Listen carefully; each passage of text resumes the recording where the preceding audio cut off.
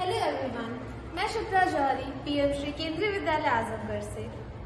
हमें पता है कि हमारे इंडिया में कंस्ट्रक्शन कितनी तेजी से बढ़ रहे हैं, जिसमें कि बहुत सारे तरह के कंस्ट्रक्शंस हैं, जैसे कि road constructions, highway constructions, building constructions या पार्क कंस्ट्रक्शंस। आज हम यहाँ बात करने आए हैं रोड कंस्ट्रक्शंस के बारे में, जिसमें काफी सारे टाइप्स होते हैं, जैसे कि local road constructions, highway construction, expressway construction और अदर्स। जिसमें कि अगर हम बात करें उनकी परसेंटेज की, तो यहाँ पे 59% हमारे सिर्फ रोड के कंस्ट्रक्शंस होते हैं, हाईवे के कंस्ट्रक्शन 20% होते हैं और एक्सप्रेसवे के कंस्ट्रक्शन 17% होते हैं।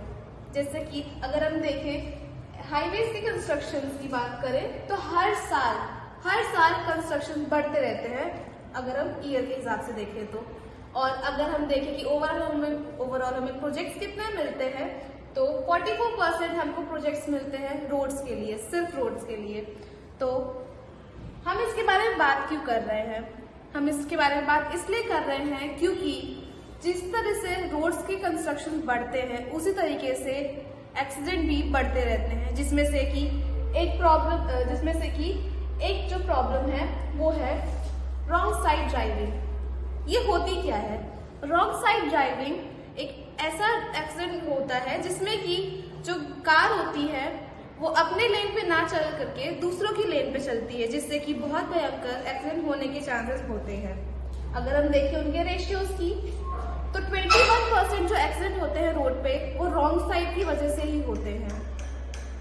तो अगर हम बात करें हमारे प्रोजेक्ट की, तो हमने अपने प्रोजेक्ट में कुछ ऐसे सिस्टम्स लगाए हैं जिससे कि हम इस प्रॉब्लम को सॉल्यूशन निकाल सकते हैं। तो हमारे प्रोजेक्ट में ऐसा कंस्ट्रक्शन किया गया है कि जिससे हम ये दिखा सकते हैं कि ये हमारी रॉन्ग साइड है, ये रॉन्ग लेन है, और अगर कोई कार यहाँ रॉन्ग लेन पे आ रही है तो वो यहाँ पे आते ही नीचे हमने कुछ सिस्टम्स लगाए हैं, जिसकी वजह से ये जैसे ही यहाँ आएगा वैसे ही यहाँ पे एक बैनर जो है वो उठ जाएगा।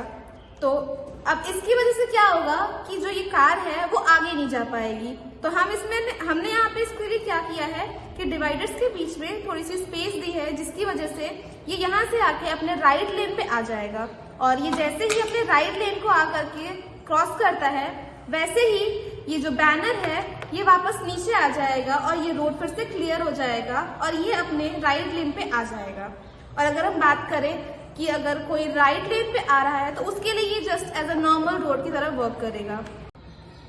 जैसे कि हम टोल प्लाजा के लिए जब बैरियर्स देखते हैं तो हम उसके लिए पहले से अलर्ट हो जाते हैं। उसी चीज के लिए हमने यहाँ पे बैरियर्स लगाए हुए हैं, जिसकी वजह से वो कार जो है वो पहले से अलर्ट हो जाएंगी कि हाँ आगे एक स्टॉपर लगा हुआ है। अगर हम बात करते हैं इस प्रॉब्लम के बारे में, तो हमारे दिमाग में एक क्वेश्चन जरूर आएगा कि अगर ये इतनी बड़ी प्रॉब्लम है तो इसका कोई सॉल्यूशन अभी तक क्यों नहीं निकला था, जिसमें से जो प्रॉब्लम का सॉल्यूशन था वो टायर किलर्स थे। अब इन टायर किलर्स के बहुत सारे एडवांटेज भी थे, बट एडवांटेज से ज्यादा थे, इसीलिए मैंने अपना प्रोजेक्ट बनाया था। तो इसके अगर हम डिसएडवांटेजेस की बात करें तो इसमें आप देख सकते हैं ये स्पाइक्स, जिसकी वजह से जो हमारे जो टायर्स हैं वो ब्लास्ट हो सकते हैं या फट सकते हैं। बाई चांस अगर कोई ओवर स्पीडिंग करके रॉन्ग लेन पे चल रहा है तो उसका बहुत ही खतरनाक एक्सीडेंट हो सकता है। इसके बाकी सारे जितने भी एडवांटेजेस हैं वो यही है कि ये रोकता है और ये राइट लेन वालों के लिए as a normal road work करता है। बट इसका यही सबसे बड़ा डिसएडवांटेज है कि हम यहाँ लोगों को प्रोटेक्ट करना चाहते हैं, ना कि उनका और एक्सीडेंट कराना चाहते हैं। इसी वजह से एक न्यूज आर्टिकल भी आई थी जिसमें ये साफ साफ लिखा था कि कैसे ये एक बहुत ही बड़ा फेल प्रोजेक्ट हुआ था।